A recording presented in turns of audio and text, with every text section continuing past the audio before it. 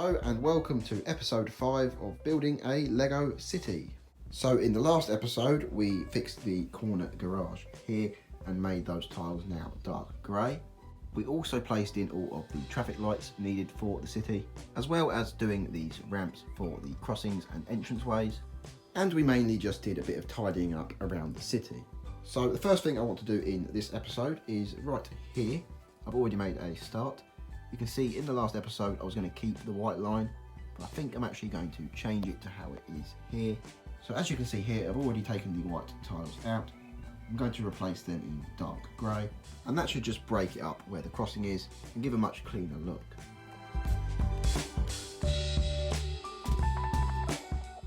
So I've now changed where all those white lines were, and they are now dark grey, so the entranceways and crossings look much nicer now being broken up.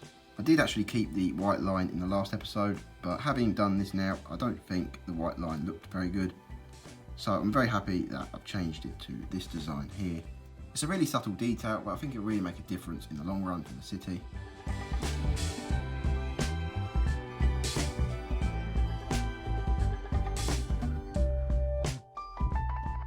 So the next thing I want to do is place the corner modular in here, the inverted corner. So these are quite tricky to come up with designs for. As you can see over here on the right hand side, I've got it placed in there. I still need to place something in the skylight there because you can see some structural support behind. But I've now built the facade for the inverted corner here. So here's what the facade looks like. It's not the best as it's just using parts from my collection. I think it's good enough to be placed into the city. You won't really notice it that much when there's minifigures and cars going around the city. It'll just blend into the background. So I think this is quite a decent design. So the inverted corner facade is now placed in. And as I was saying, you really can't see it that much, especially with that tree there. But I think that's a good enough design to be placed into the corner. I think it blends in all right with the surrounding buildings.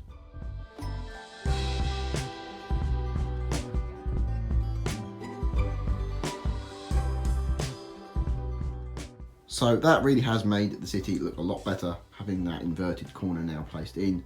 The city is looking pretty much near done, especially as we have the inverted corner this side done as well. So I could call quits and just leave the city like this, just add the minifigures and the cars and call it a day. But there's one thing I want to do, and that's add in the facades into the background, just behind the modulars at the back where the blue wall is. So I've been quite busy building all of these facades for the background. There's 10 of them in total, in quite a few different colours here. I tried to pick colours that weren't too bright as I don't want it to draw too much attention. So I've got quite a few here in all sorts of different shapes and sizes. So I'll just show you how I've made a couple of them. So what I did was I made one floor and then pretty much just repeated the process. And then I just made as many floors as I thought was necessary for that building. So as you can see, here's what the yellow one looks like. It's quite a simple design. I tried to add some detail to them, but not too much as to draw attention away from the modulars. And then for the back of all of the facades, I've just placed some white card behind, just to stop light coming through the windows, because otherwise you're going to see the blue background, and we don't want that, so I just changed that to white. And then along these edges here, I've used some quite strong double-sided tape that should hold against the wall. So hopefully when these stick to the wall and I make them all level, they should hopefully stay stuck. So for the front of all of the facades, you can see I haven't used window frames, but I've actually used these clear pieces. These are the 2x2 slopes in clear. I bought those because they were quite cheap, and I'm assuming they're cheap on Brickale because they have quite a lot in the Pick-a-Brick wall at the moment. So I think that is making the price quite cheap. So these are about 3p each. And the total cost of all of them was about £20. And the reason I've used these instead of windows and window frames is because they're just ridiculously expensive. So I did actually calculate how many windows I needed to fill in all of these slots in these facades. And the total cost including shipping was about £150 just for windows. And I just don't think it's worth paying that price for some background facades. So I decided to go with these 2x2 clear wedges. It obviously won't look as good as using windows and window frames, but I do think this still looks quite good. And it's a way cheaper option as well. And not only that, but I actually quite like the design. It reminds me a lot of something you might see at Legoland.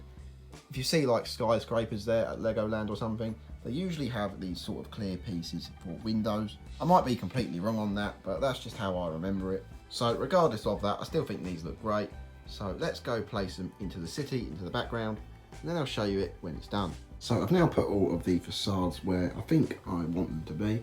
As you can see, I've had to remove some buildings to be able to access the back wall.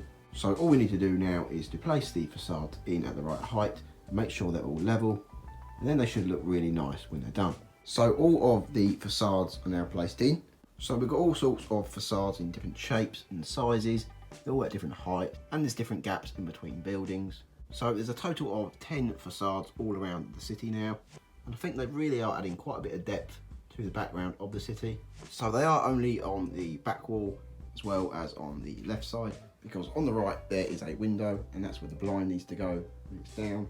So I couldn't place many facades there, so I just placed the one in the corner.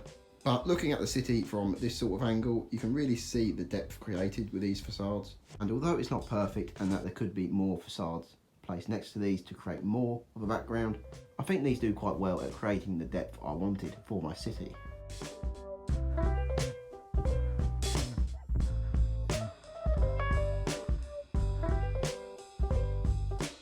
So now that the facades are in, I'm still not completely happy with the backdrop of the city. So what I'm going to do is I found these Lego cloud elements.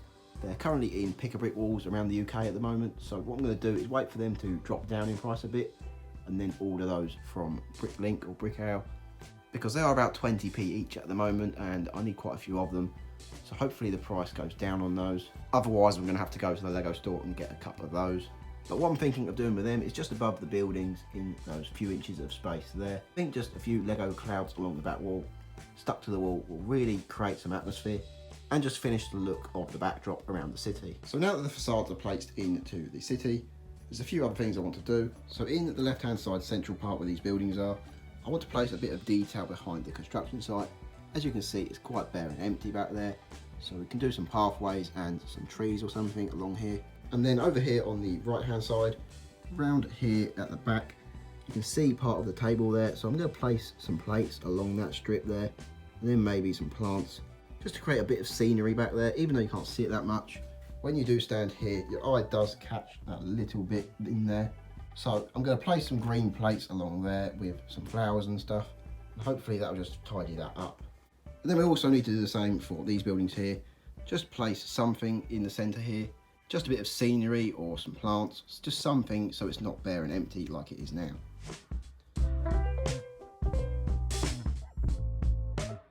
So I've now filled in the edge here. I've just used some green plates along with some green flowers, and I think that's all it really needs just to fill in that gap. And then further up, it's quite hard to show you at this angle because I'm right against the wall here, but I just made a little tree there just to hide the facade in the back. It doesn't need a whole lot of detail because you can't really see that much behind there, but I just wanted to make it so you couldn't see the table, and I think we've achieved that just fine. So over on this side over here where these facades are, we don't actually need to place anything in there. As you can see, we can see the table here, but that's only because I'm putting the camera at this angle. The closest a person can actually stand to look there is about here at this angle. You can't actually get much closer than that without leaning over. So luckily we don't have to bother doing that side. So I've now completed this section over here on the left, and as you can see, it's looking much nicer now.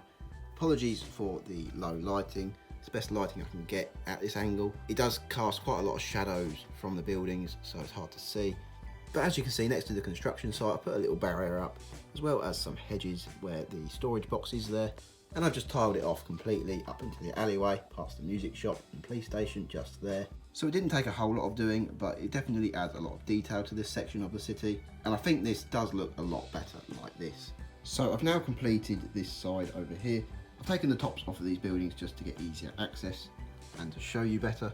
So what I've done is pretty much just tiled this all off. And I made a little area here for some greenery. And then it might be quite hard to see, but behind the diner, I just put a bit of hedging there, as well as tiled it off further down near the pavement. So this is pretty much all tiled off now, and I'm really liking the way this is looking. I even went as far as doing underneath Market Street here, so that when you come to the front of Market Street, you can sort of see in there through this archway. So I'll just put the tops back onto these and we'll see how it looks. So I've put the rooftops back onto the buildings and this is how it's looking. Of course it's quite dark now because of all the shadows from the buildings, but that really does look a lot better now, and we'll have some minifigs in there that really add some life to these back alleyway areas. So I definitely think it was worth using the pieces to fill that in, because when you do stand here and look over, you can sort of see in there, and we don't want that to be an eyesore, so that's definitely a lot better now.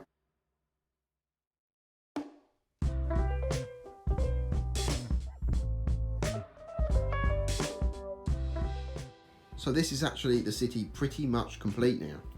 So in the next episode, we'll place in all of the cars and minifigures, and we'll make a few scenes such as a bank robbery and a fire going on in the city, all sorts of different scenes to draw your attention in.